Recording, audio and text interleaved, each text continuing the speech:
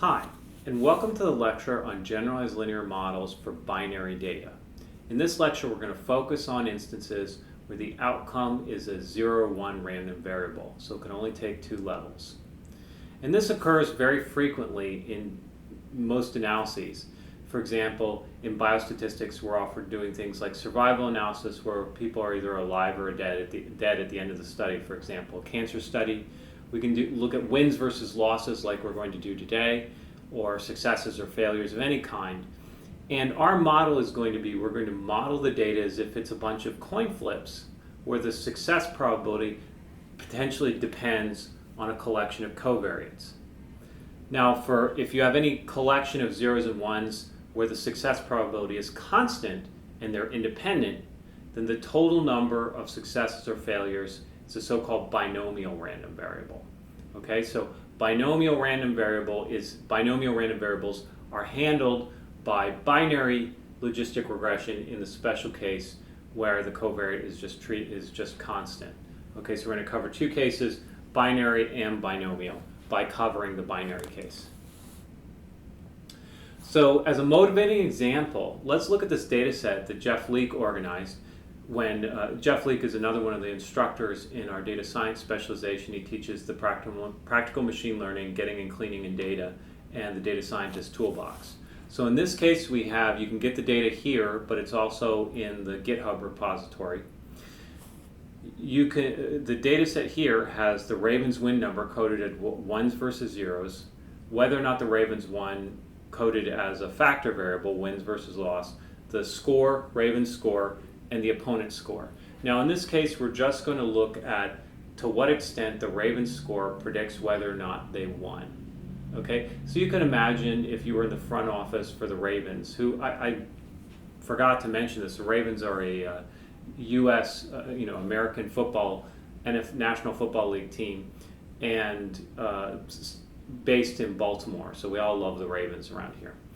So you can imagine if you were in the front office for the Ravens wanting to predict wins with a lot of covariates. Score would be one of them, opponent score would obviously be one of them, and so on, but you'd want home versus away. And I think you can understand the principles of binary logistic regression just by looking at this example, and I hope extending it, given everything that we've learned about multivariate linear models, will carry over very easily for you.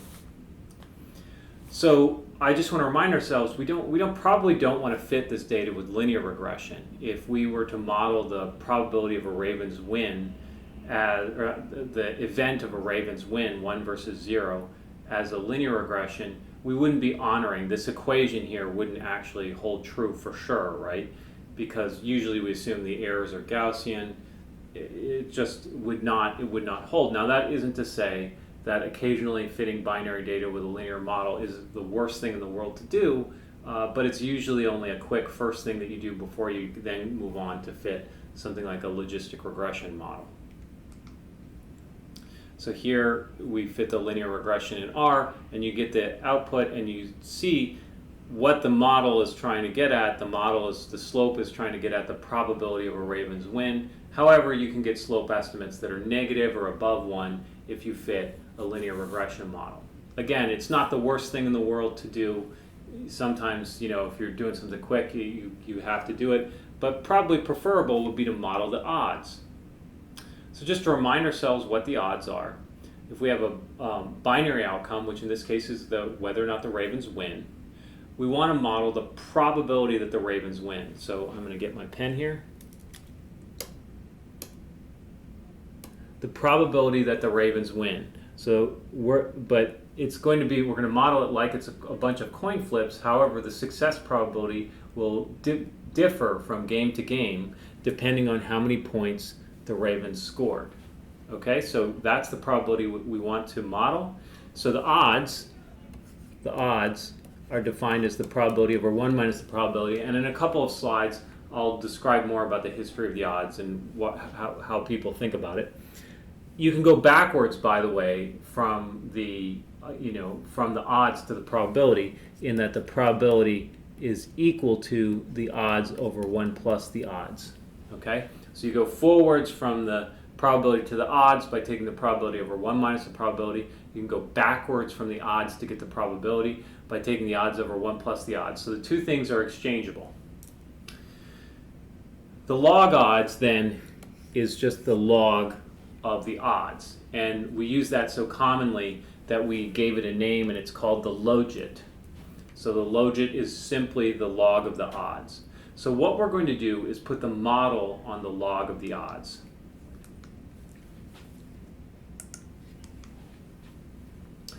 So I think we've talked a lot about linear versus logistic regression, both in the last lecture and in this lecture, describing what are some of the considerations for why we want to probably do this with logistic regression. But the main thing is that the model assumptions clearly don't hold for linear regression. They're obviously, the inferences probably are not anywhere near correct, or we have no faith in them. But let's just draw the connection between the two so that we can relate what we're doing in logistic regression back to what we did in linear regression.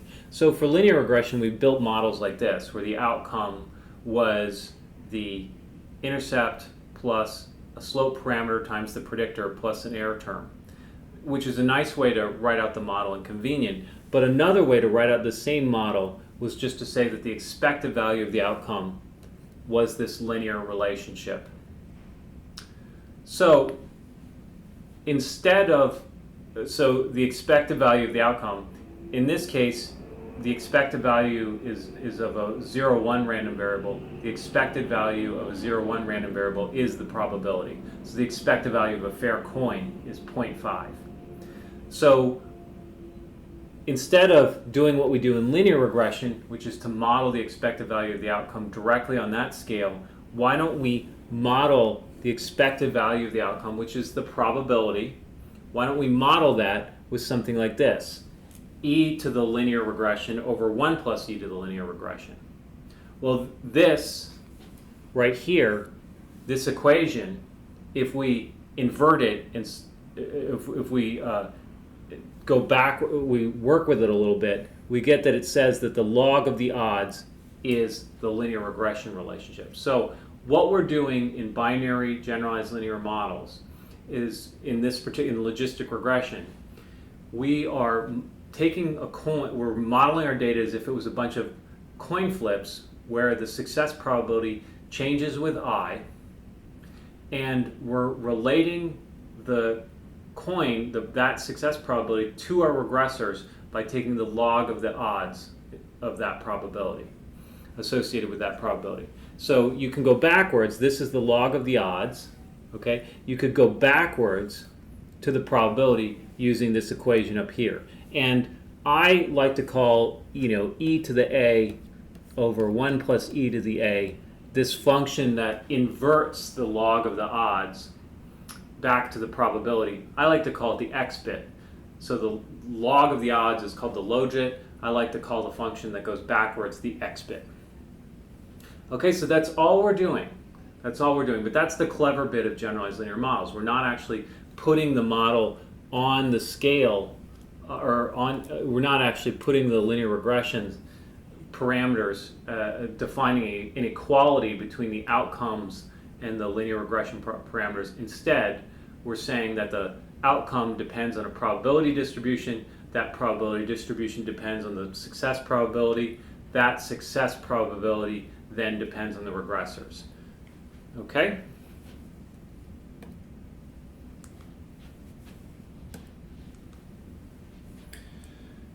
So interpreting logistic regression is pretty straightforward.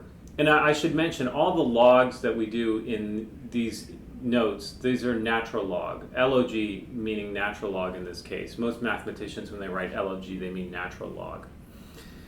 So in this case, what happens? So if I were to plug in a 0 for the Ravens score, I would just get beta 0, B0.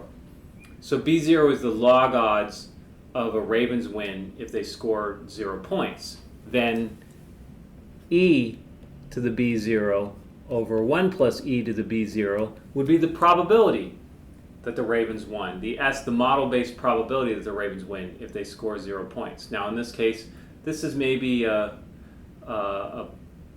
not perfect component of this model because it gets estimated to be non-zero, and we know that the team can't win if they score 0 points. They could tie, but they can't win.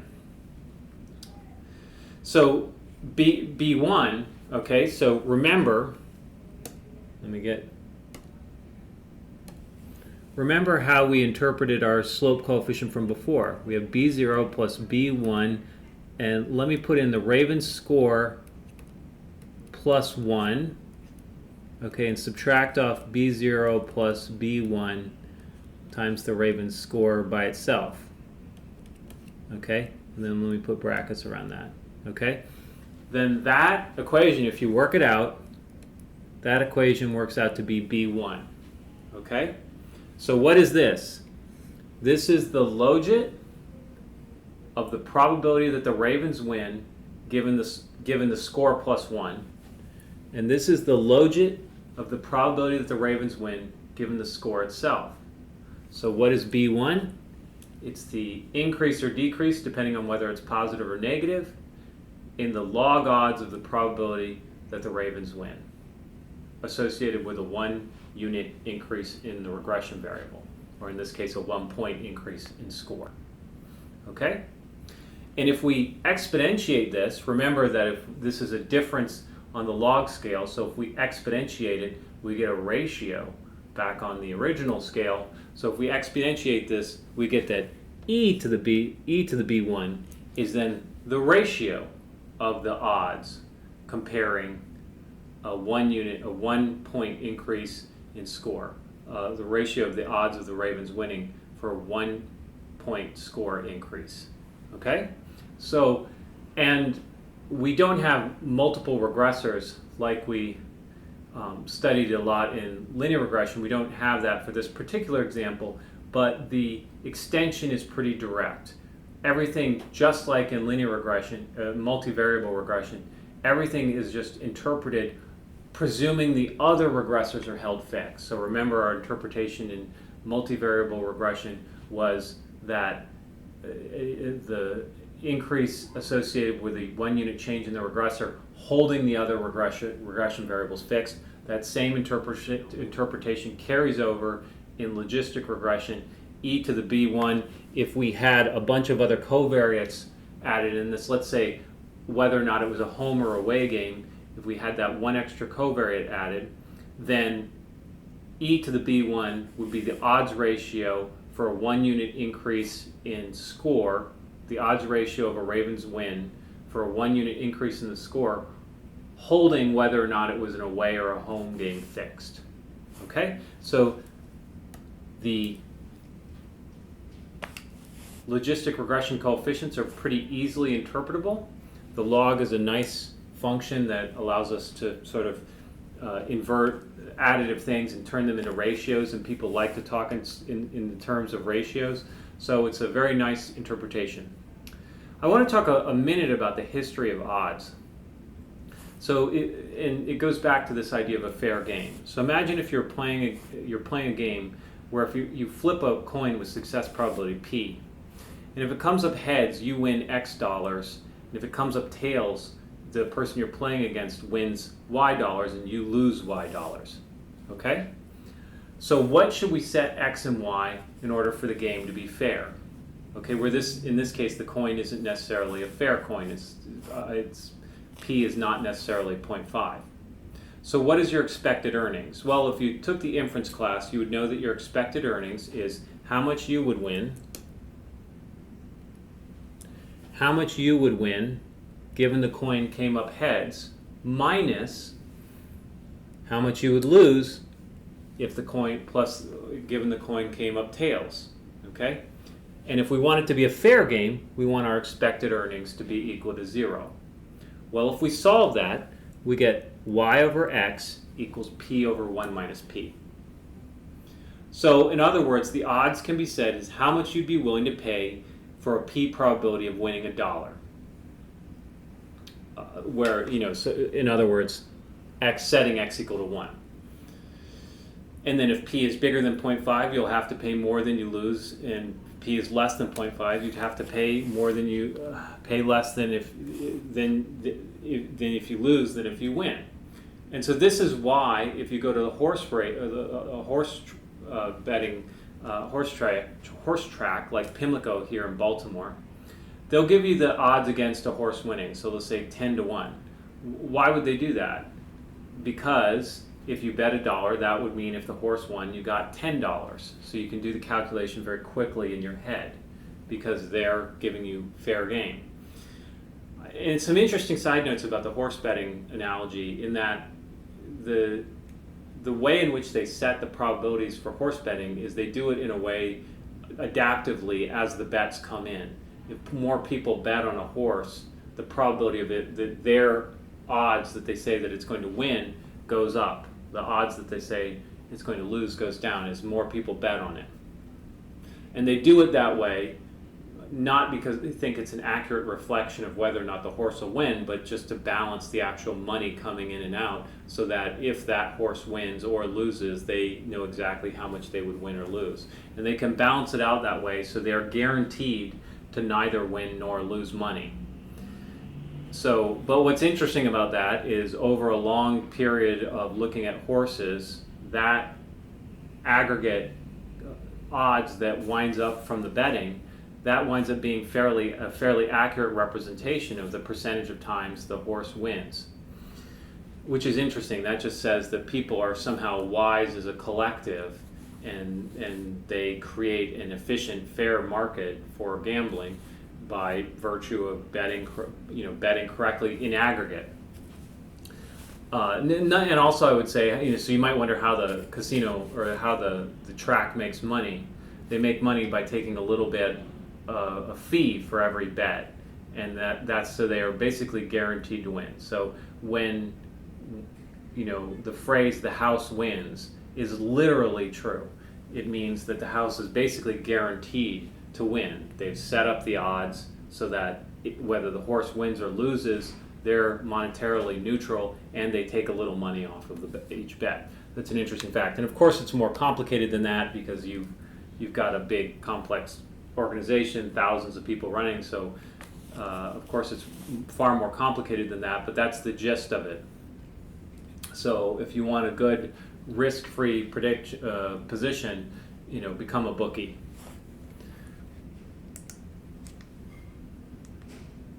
So next up, I'm going to show us how to visualize fitting logistic regression curves using a computer experiment. So I look forward to seeing you in that lecture.